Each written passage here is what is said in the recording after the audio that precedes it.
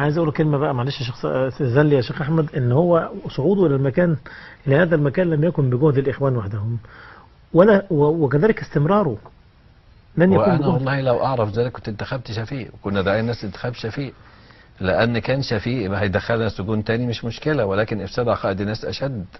يعني افساد عقائد الناس اشد من انك تسجن الناس او تاخذ اموالهم.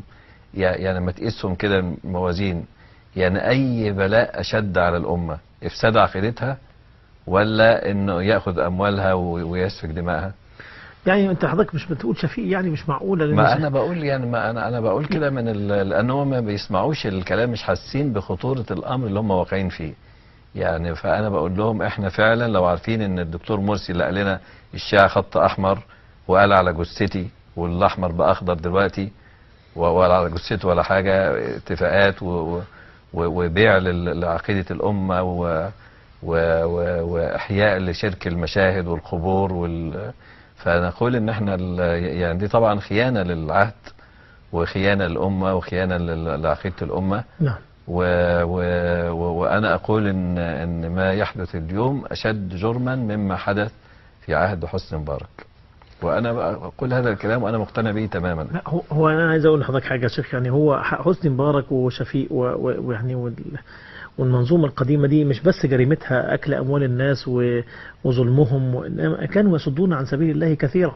ناس يصدوا عن سبيل الله وبيحاربوا اولياء الله، يعني جريمتهم كبيره يعني. ودول مش هيصد عن سبيل الله.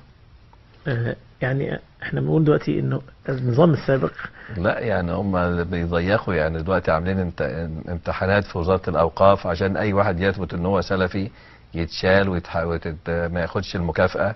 وأنا بواجه الكلام ده الدكتور طلعت، والدكتور طلعت أيضا مش عارف إيه اللي بيحصل في وزارة الأوقاف.